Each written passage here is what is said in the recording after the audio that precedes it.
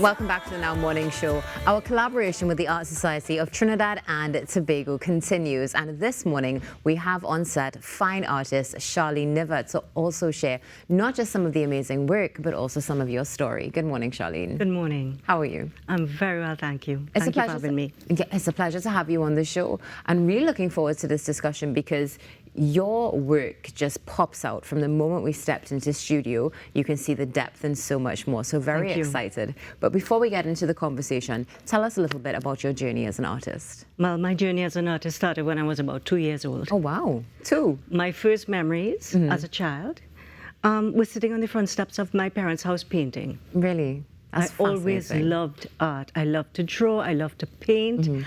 I was just entranced with just being able to create something. So all through school, I think there's a constant joke that I give that I went to secondary school because they taught art. Yeah.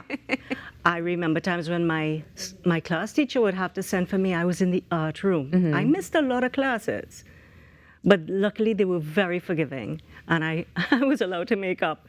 So, yeah.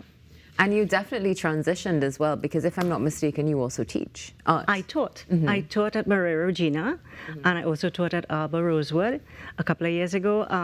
It was, to me, one of my best career choices because I loved imparting that information and my love for art onto the younger kids to enthuse them to create. And it's very difficult when you have a generation that's so enthused by social media and they forget what it's like to be able to create with their own hands, right? To see something come to life. So it was one of my best career choices, I always say. It sounds absolutely fantastic, and agreed 100%, because of course the connectivity is necessary. Of course. And the irony of saying connectivity in the era of technology as well, but being able to connect with self and with the canvas. Now, let's talk about your process when you connect. What inspires you? What inspires me? I paint mostly from photos. I have friends, one in particular who is a wonderful amateur photographer, and he posts on social media.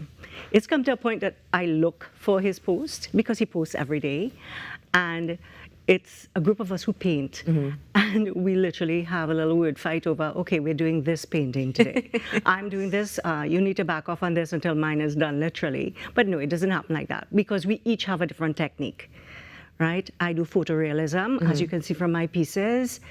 Most of them have been painted from photos except for the one in the middle here. So let's go into these paintings this morning on set and start with the first one that is one of my favorites. I knew as soon as I walked in, I was like, yes, that is the Botanical Gardens. That's right. Let's talk about this one. Well, this was once again another photo by the same gentleman. And I love trees. I was not a good artist when it came to trees. I had to teach myself how to do the flamboyant. Oh, wow. With the flowers. And the colors just spoke to me. They just jumped out. And it was a whim. Just to do this painting to see if I could do it. Every painting, I learn something new. Well, I mean, this is absolutely excellent. Saying that you taught yourself to do the flamboyant tree, especially. Like, it's so vivid. Now, this is done, is this acrylic? This is acrylic. Okay, and do you prefer acrylic and use other mediums as well? I use other mediums as well, but acrylic is my go-to.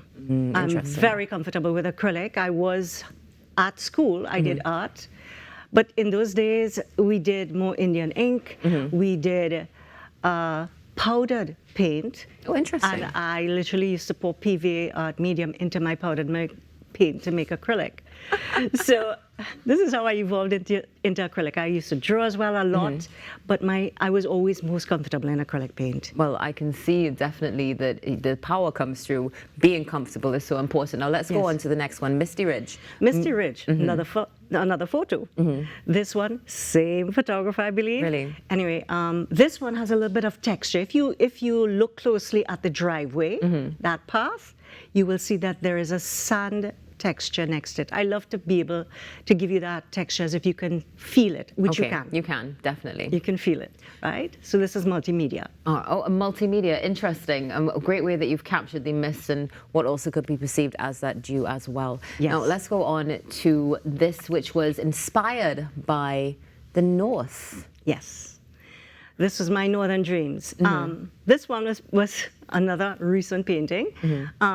This one was just me remembering my university years. Yeah. Went to school in Canada at university. I was very homesick. I can only imagine what that must have been like. Now, we just spoke about the one inspired by the North, but what we're seeing on screen right now, is this a silk cotton tree? Yes, it is. Tell us a little bit about this piece. The silk cotton tree. Now, this is a textured canvas. The textured canvas is something which produces a different dimension to when you look at it. The textured canvas draws you in. Now, I textured the canvas before I started painting. The photo was actually downloaded online, and I did a lot of research before I tackled this particular painting because it was something new for me. Right. It spoke to me as soon as I saw it. That trunk just jumped out, and I said, you know something? Let me tackle this. This was quite the achievement for me to finish. But I love it. To me, it is my favorite painting. It's absolutely excellent. I mean, I'm not sure if we're getting it right across the screen, but looking at it here in person, you can see the detail, the texture, and so much more. And definitely, it takes you to that space. So let's go back to a space that came from your memories of Canada in the autumn or fall, as some may say. This is called Northern Dreams. Now, you mentioned you did this while you were a bit homesick. Yeah, I was homesick. And I always remember walking through the park, Point Pleasant Park, and thinking to myself, these leaves are so beautiful, but I was so homesick. And it was one of the things I did to bring me back home. I used to walk a lot. Yeah. So this was in memory of that. Well, it's absolutely beautiful. And this next one is beautiful as well. Bringing it back to the tropics, of course. Tobago. This is called, glorious, precious shade Tobago, the best place on earth. Tell us a little bit about this. Yes, actually, the photo was I have to give a photo credit to her, my wonderful friend and artist, Gail Panton, based in Tobago. She does these wonderful photos, and as soon as I saw it go up online, I called her. I said, Gail, can I, please? Because she's also an artist, and she's like, yeah, use it. So I produced this from her painting. Now, if you zoom in, if possible, to the bottom of the painting, you will see that there is a texture. Yes. Once again, sand gel, I wanted it to be touchable. That if you touch it, you felt like you were on a beach because it is sand. Wow. On it. That's amazing. I know many art enthusiasts would love that as well, because there's something so different about being able to actually connect with the painting when you touch it.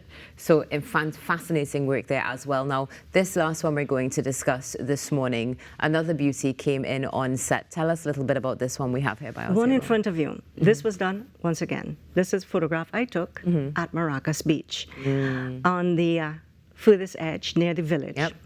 Now, this particular painting, once again, has two different textures in it. It is modeling paste done through a stencil on the background on a canvas board, and then you prime and you do your subject on top of it, and then in front you will see the sand gel paste also being used. Tell us, how long does it take to do something like this? Depending on the size of the painting, something like this would have been maybe 6 to 8 hours from start to finish.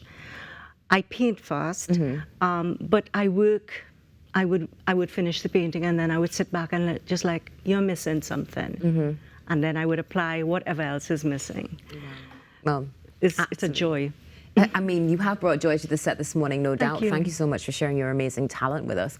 And thank you for being on the show, Charlene. But before I go any further, I just need to let you know that the painting in front, as well as the Moriah painting, the silk cotton tree, are all on show at great. the Art Society at the latest show, which is Gems of Trinidad and Tobago. Wonderful. Thank you so much. It's been a pleasure to have you on the show, and thank you so much for loaning us your artwork for the week. We're definitely going to enjoy it, as will Thank you. Trinidad and Tobago. It's been a pleasure. All right, this is the art exhibit series on Now. Charlene Nivet with us in studio this morning. Stay tuned. We're going to be back in a few moments, and it's time to talk to the TTPS. I don't mind what they